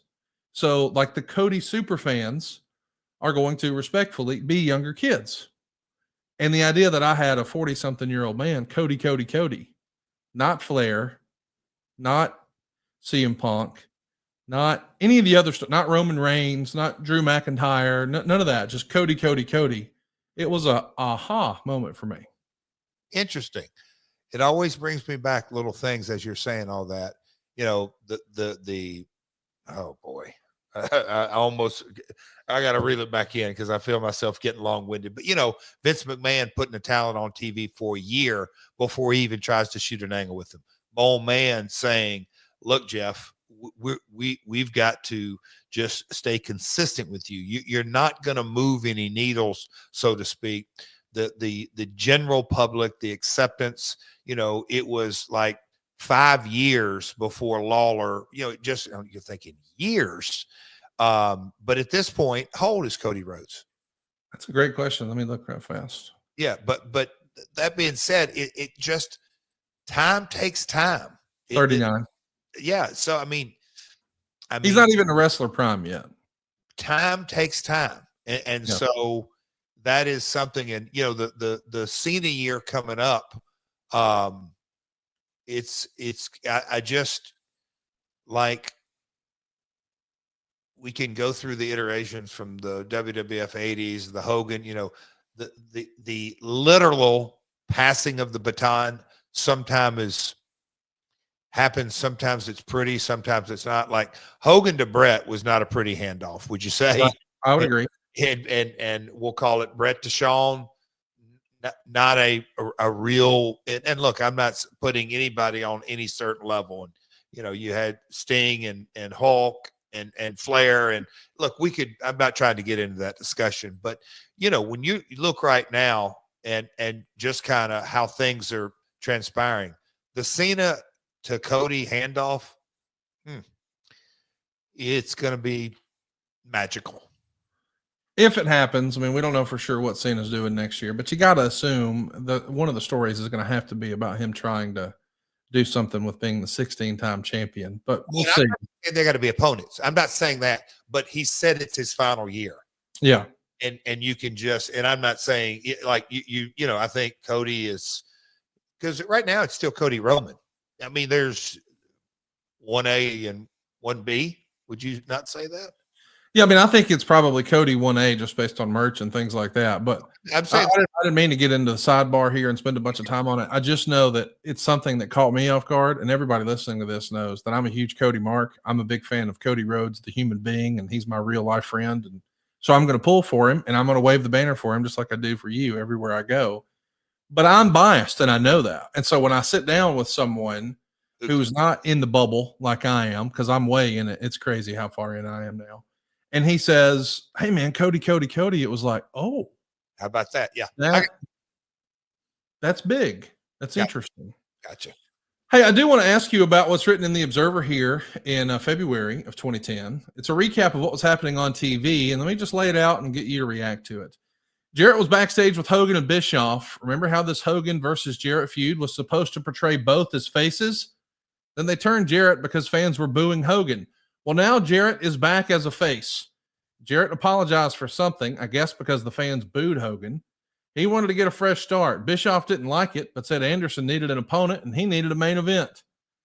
Jarrett thought he wanted a pay-per-view match, but Bischoff said it was the television main event tonight. The storyline is that Jeff hasn't wrestled in 7 months. He's not in ring shape, and now he has to wrestle Anderson. And in the main event, Anderson pinned Jarrett. Jarrett was super over as a face. The gimmick is that Jarrett has to start from the bottom and work his way up. Now, that's an age-old angle where headliners lose a few, vow to start from the openers against job guys and work their way back up. In the 2010 WCW remake version, starting from the bottom means starting in the main event, but having your entrance music taken away. The match was very good as far as making Kennedy look like a star and getting over Jarrett. The MVP of the match was neither guy but Jeremy Borash. The crowd being so into Jarrett made them come across as big stars. I think the storyline, because the whole deal they were selling was Jarrett being rusty, having not wrestled for so long, and not knowing he was going to wrestle, but he's still there in his regular ring gear. This should have been explained either by saying veteran wrestlers always bring your gear. Either that, or he would have had to work a match in somebody else's gear for authenticity. So we'll just take a timeout right there. What'd you think of, no, you're in a match and it's tonight. They're not saving your return for pay-per-view. It's on TV. It is for the main event and you lose. What do you think of that creative? What do you think then? And what do you think about it now? I mean, you knew, I'm not sure that it's even really changed. I'm not exactly, what did I think about creative? Vince Russo always writes a show, regardless of what people may or may not think he is. Bro, how am I going to get the best ratings? That's why he did it. And then you start into kind of serving the masters. I got to make sure Dixie's okay with this. I got to make sure Hulk's okay with this. I got to, those kind of deals, the non-music, not playing any music. I can remember trying to kind of fight that in that's okay. I get storyline. It's still bad TV. It won't translate. I don't think it'll translate. That's subjective as well. I saw where they were going with it, but again, I'm kind of going back to the very premise of all of this, that the TNA, we'll call it fan base, that do we think the 1.7, 1.8 million viewers that you just talked about, that we want them to say, not even subtly, we want them to say, hey, the stories that we've been telling you for the last 3 years, 4 years, 5 years, 6 years, it's all BS. This is a new story we're telling you, which I look, sometimes you got to do that, but it was such a round peg and a square peg and a round hole, time after time after time. And no matter how you kind of sliced and dice it, Hulk Hogan is the face, of the WWE, which is the competition, which the TNA faithful have been told for years and years and years, hey, we are the alternative. And that's kind of what we built on. We have 4 distinct divisions. We're not afraid of women's wrestling. We're not afraid of, we'll call it our X division. Just, we were much different, or tried to be. I know that's subjective as well, but it just never got off the ground. And so I nitpick the creative and all this, but it was what it was. It was going along with this entire story. And Ken Anderson, a hell of a talent. I always enjoyed working with Ken. We got to work several live events together as well. What'd you think of the creative? They're going to have you come out without music. They're going to show Eric Bischoff in the backstage area clapping. He's happy in his office that you lost to Anderson. Is this the right way to bring you back? Would you have done something differently? Well, once they all got in a room and decided, hey, Dixie, this is the direction we're going, for what it's worth, they were running the place. By this time, the direction, again, I'm going to go back to why Hulk didn't press pause and say, this doesn't feel right to me. It didn't get over night one. And that's something that, I sat and observed, not just learned, but observed from Lawler and my father, and hearing different stories that, we could come up with Watt stories or Crockett stories. If an angle is shot and the people don't respond like in a radical way, like you didn't expect them to, don't keep on keeping on. Readjust your sails, and you can still get to the same place. I'm not saying you completely abandon ship, but you got to start tweaking things. They didn't tweak anything. I do want to ask you, this is one of the few times you have a layoff. You had that long layoff after WCW closed before you were back in the ring. And we know that you did some WWA stuff, and then you launched TNA. But then you've got this layoff. You and I have never really talked about it. And when I mentioned you wrestling Dutch Mantella, Kentucky, I sort of teed it up and you didn't take the bait. Do you think ring rust is real? And do you think you had any? How do you escape it? Like I've heard, again, I'm not a wrestler. What the hell do I know? But we've heard there's a difference between being in shape and being in ring shape. And I've heard from some talent who when they're working house shows and they're on the loops and they're doing all this all the time, their body, the word I keep hearing is they get calloused to the bumps of running the ropes or taking the bumps or whatever. But when you're out of that rhythm and you haven't done it in a while, I've heard that, man, you feel them even more. And if you've been doing a bunch of shows, then taking 30 bumps tonight, it's no big deal. If you haven't worked in a few months, taking 30 bumps tonight is going to be a freaking disaster. Is any of that true, or what was your experience? See, that's what I'm saying. I can really, I mean, I've heard exactly what you said in different shapes and forms and colors and variations and all that. But in my 20s, I was pretty much constant. In my 30s, constant. This is early 40s. And, you know, I'd wrestled quite a bit. I can't say that I was overly concerned about ring rust. I just wasn't. I know in my 50s, yes, the recovery time is completely different. Now, does it have to do with the amount of time or father time? I know, like, not to harp on it, but going on the workouts that I did today, on purpose, I'm trying to push myself to a limit to try to build up that lactic acid and get some soreness, because that's what muscle soreness is. But in this specific instance, I was off from September, so 3 or 4 months. Obviously I had a lot of time at home. I was going to the gym in those days, as usual, doing my cardio. So it wasn't like I sat around the house, but no, I wasn't taking bumps, but I didn't noticeably know any ring rust, if you will. Now, look, I can also give Ken Anderson a lot of credit that, okay, let's figure out the match we're going to do. And we probably kept it pretty basic. I don't recall, though. Listen, I've never met Ken in real life, but I have read enough and heard enough on the IWC to get a read that at times it feels like he's divisive in the locker room. Some people like him, some people don't like him. I've never had any bad or good experiences with him at all. You just put him over that you really enjoyed working with him. When I first saw him in WWE, I was sure this guy was going to be a WrestleMania main eventer. I mean, it felt like he had all the makings of being a legacy WWE big time superstar. We know it didn't happen. Do you think in an alternate universe it happens, or was it just bad timing? Well, what would you say? It is and I don't want to say the underbelly, but maybe the politics is probably the best word of professional. Okay. That Conrad, when he came to TNA, I got a chance to know him. Look, stand-up guy. He's funny. We had a lot of fun in the dressing room and cutting up and everything.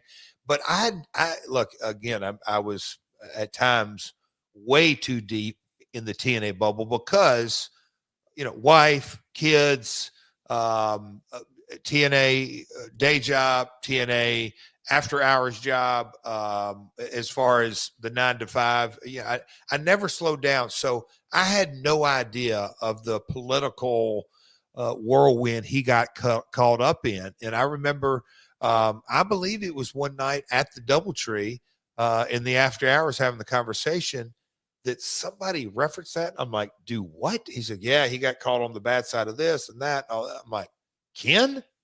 Like, and I just didn't have any idea. So I obviously have zero firsthand experience of any of that. So I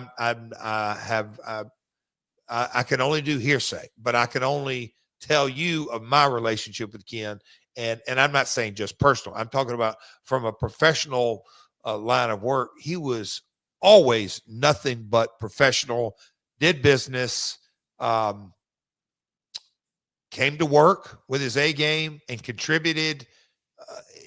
I honestly can't say enough good things about him because he was never a headache. And I don't say yes men can be headaches. Talent that just agree to everything. You want a healthy discussion. Ken was nothing but professional. I appreciate you saying that it was wrestling politics. I do want to ask, and I know we're getting long-winded and sidetracked here, but you have found yourself, I don't know if you saw, but Mike Johnson a few weeks ago was asked over PW Insider, has anybody gotten their ass out of a tight spot and landed in better places more often than Double J? The implication is, Cats have 9 lives. Jarrett's have 10. I mean, I've always believed that. But I do wonder, is there a best practice you can drop on any young wrestlers about how to avoid the pitfalls of wrestling politics? And I know you could do just episode after episode on this, but is there one little nugget you can drop on us today? Yes, without question. And you will, Dave, put it back on a 2 show. I know you want the 1 shot, but I have a strong feeling that my podcast partner, Connie, will smile when I say this. So, young talent, if there is, and regrets, because I don't have a regret, because these circumstances have brought me to this place today without question. But no matter the circumstances, over communicate. Yeah.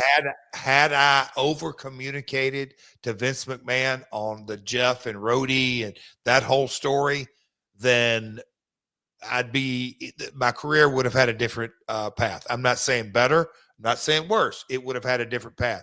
If me and my father, and I'm going to let him take. Let me tag in on that, because if you would have over communicated with Vince, you would have still been with the company and rising when Austin came in.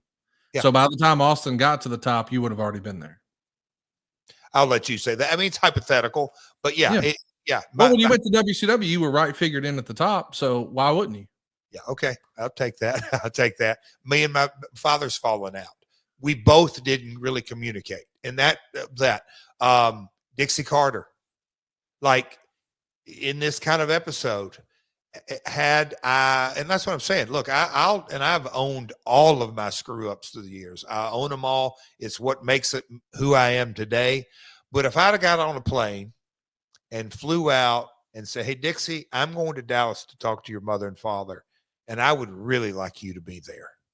Matter of fact, why don't you get the attorney in the room and let's just all talk about not what's best for Jeff, not what's best for Dixie, not even what's best for Bob and Janice, because Bob was the majority stockholder of Panda Energy International, who had over 400 investors.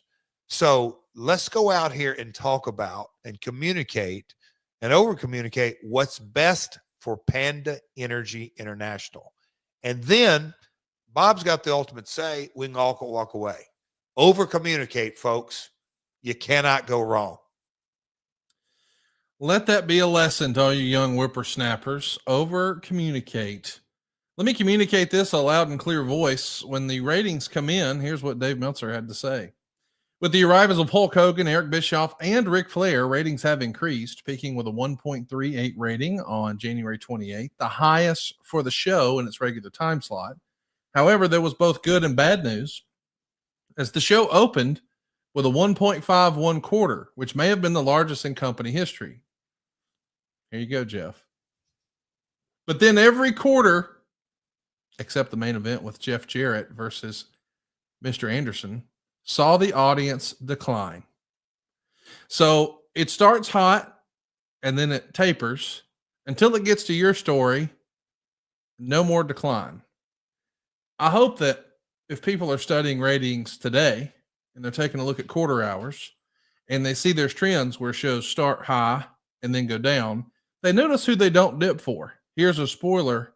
It's the greatest professional wrestler of all time. Stop it. I'm just saying they don't. I could get all the data out here. I could get Brandon Thurston's ass in here, get the WrestleNomics out here, and break it down quarter hour. I could come up with a PowerPoint presentation to prove without a shadow of a doubt that you deserve to be the AEW champion. Only if you're looking at having great matches, getting great crowd reactions, getting solid quarter hours. I'm just saying. When you hear that this rating comes in, hey, it's a record for the show. It did taper. It started to fall off a cliff as the show went on. Fans were changing the channel, except for your match. In spite of all this politicking going around you, that's got to make you feel good. Your first match back, people cared. Yes, of course. But, Conrad, I don't know if you have it in the notes. Maybe you could get the Google machine. What else was on during the entire 2-hour show? If you have the ability to pull that up, I think it'll be interesting. And I'm not saying it happened on this episode, but when Hulk wanted to, and I get it, he's the new head coach. So you bring in your assistants, you bring in your trainers, you bring in your new QB, you bring in your new offensive line, defensive line. Oh, we don't talk football on this show, but you know what I mean. You bring all your new crew in. I get it, but the crew that they brought in was not X division.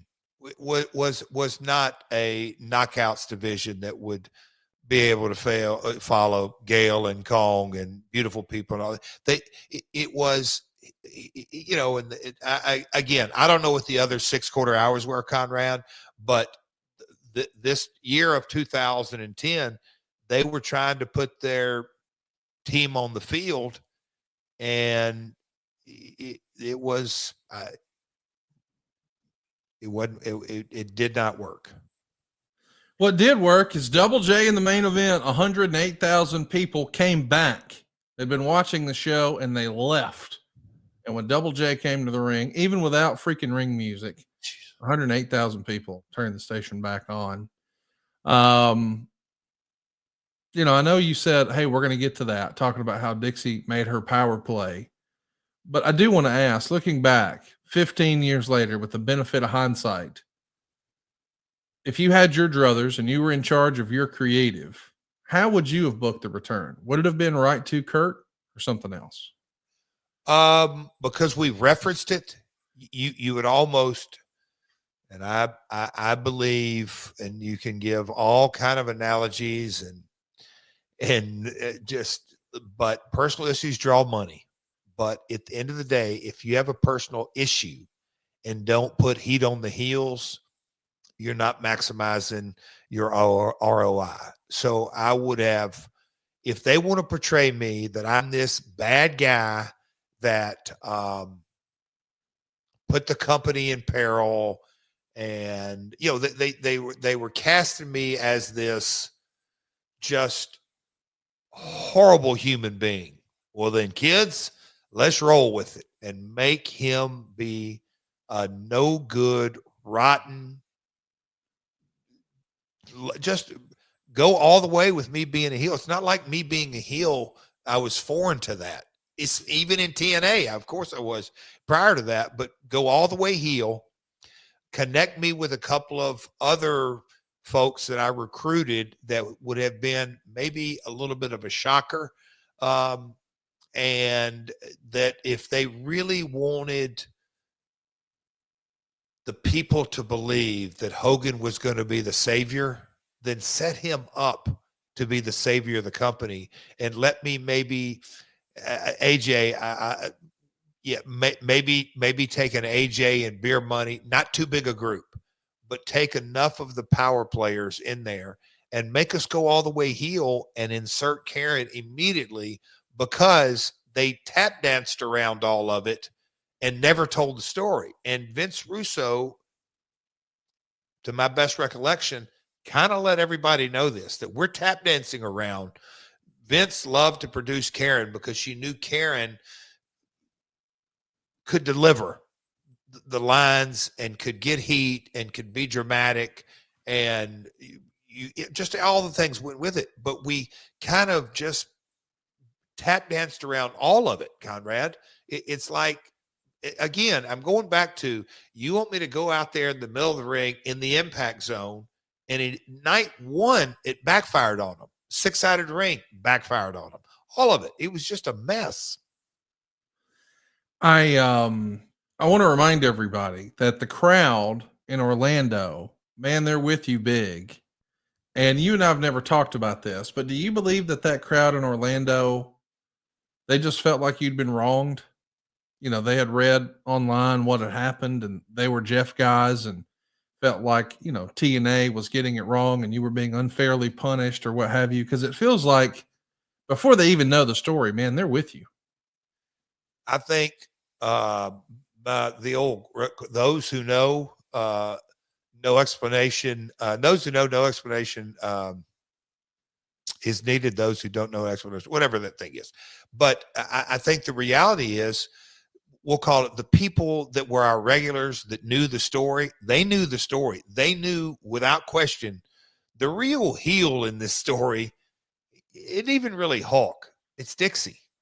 Oh, but we're going to have to kind of go along with this. And those that didn't know, that we'll call them the casual, maybe watchers and viewers that had been watching the show in 2009, not only were they not confused, it was a bad story.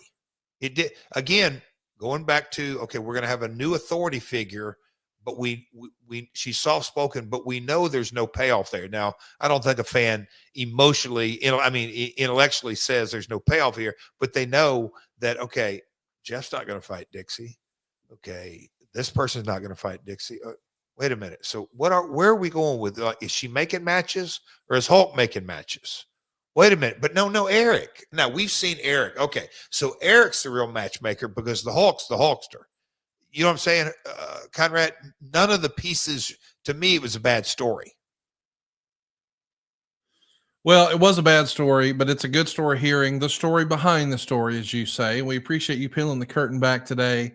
Thank you guys for joining us for our live feed here on YouTube. It's myworldpod.com. We got a couple questions here we want to get to. Dan wants to know, well, actually, it's a statement. I just want to say that I think Karen Jarrett is the best female heel in all of wrestling. She's the best. How about that, Dan? Thank you. I agree. When Karen, we talked about it this weekend because when she debuted in Las Vegas against FTR and Briscoe, and she'd been off TV and she had, we had done maybe one Dynamite 2 minutes, but the whole Las Vegas arena giving Karen the business, and the whole chants were "F you, Karen." I thought that was a mission accomplished, but no, she's a hell of a heel. I'll say that. And yes, I'm biased. Well, we're biased too, and we're loving what we did this year on My World. We're not done. Next week, we're going to talk about the end of 1987 with Double J here. Oh, and as we look forward to 2025, man, we've got a big show planned. We are going to be live back here on YouTube. If you haven't already, be sure to hit the subscribe button and turn on the notifications bell, because the Tuesday morning after WWE makes their debut on Netflix, our Tuesday show will be dropping live, and we want to hear from you and your feedback about this new streaming era that all wrestling companies are going to be a part of in 2025. We'll also be watching back Monday Nitro, where you wrestled 3 times in one night back in 2000 against George the Animal Steel, against Tito Santana, and where you suffered a concussion in a cage match against Jimmy Superfly Snuka. It's also the last Nitro before Vince Russo was sent home from WCW the first time. It's the last Nitro to feature the likes of Chris Benoit, Eddie Guerrero, Dean Malenko, and Perry Saturn as they're getting ready to make their move. We'll also be hooking up in the month of January to talk about Final Resolution 2005, where you defend the NWA title against Monty Brown. We'll hit on Genesis 2010, which is the TNA pay-per-view debut of Hulk Hogan. And we're going to finish out the month of January talking about the year 1990 in Double J's wrestling career. Man, January is going to be a fun slate of shows, dude. I'm looking forward to this. And it's basketball season, which is what we're all about here on My World. The hoops. That's what we love to chat. Hoops and wrestling, hoops and hip tosses. Should we rename it? I'm good with it. Hoops and hip tosses. Well, we might need to make sure we can get that domain. It's a working title to be determined, but everyone who listens to this show knows that we don't give a rip about college football. We never talk about fantasy football. No. It's just not our bag. We don't do it. We're the wrestling podcast, and we give you wrestling talk. Hey, I'm just curious. Do you think Abyss is getting coal in his stocking this year?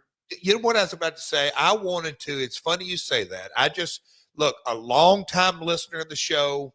We rarely reference him on in here, but, I'm glad you brought up Abyss. We like to give our listeners shout-outs from time to time. And just like Coach Rosie, Abyss, same kind of. I think Raj is on here tonight. Yes, he is. We got an international. Ian was on here earlier. I don't know if you saw Instagram that. Instagram wrestling historian. He's here with us. All the regulars. Is Joe Park on here? Nope.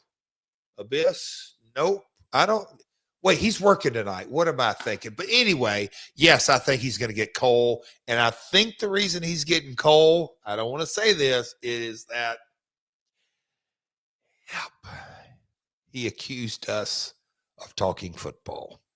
We don't do that. We've never done that. And let me ask you, when he's getting coal in his stocking, is he getting Adam Cole? Is he getting Adam Cole in a stocking? Is he getting Michael Cole in a stocking? Maybe Adam and Michael. Well, I mean, based on the photo I saw from MJF last week on TV, I think Adam could fit. Which it was a Photoshop, I think. I mean, I made it is a real prick. I'll just lay that out. MJF is just the worst. Who's getting more coal for real this year? Abyss for being a known liar, liar, or MJF? MJF or Abyss? Who's the worst person? We may put up a poll. MJF is by far the worst person. Abyss now, he's a good old feller. He gets lost in his pack of lies. It's weird because, Abyss more often than not was a beloved babyface figure in TNA, or at least that's the way I viewed him. Oh, sure. But in real life, he's a heel. Oh, just a known lying heel. Known lying, thieving, cheating, underachieving, no good, rotten, dirty liar. You just did the Christmas vacation ending and you didn't even realize it. That's it, boys and girls. I hope you guys have a happy and safe Christmas Eve. It is an important holiday. And man, it's important that you get a ride share. If you're going to imbibe and we're going to try to catch you at your favorite bar on the lake, get a ride home. Amen. Just do the right thing this holiday season. And we'll see you guys next week. I can't believe this is real, Jeff, but next week is our big, not just season ender, it's our year ender. We got a New Year's Eve show coming next week. How about that? Can't wait, Al. Can't wait. We'll see you next week right here on My World. Peace.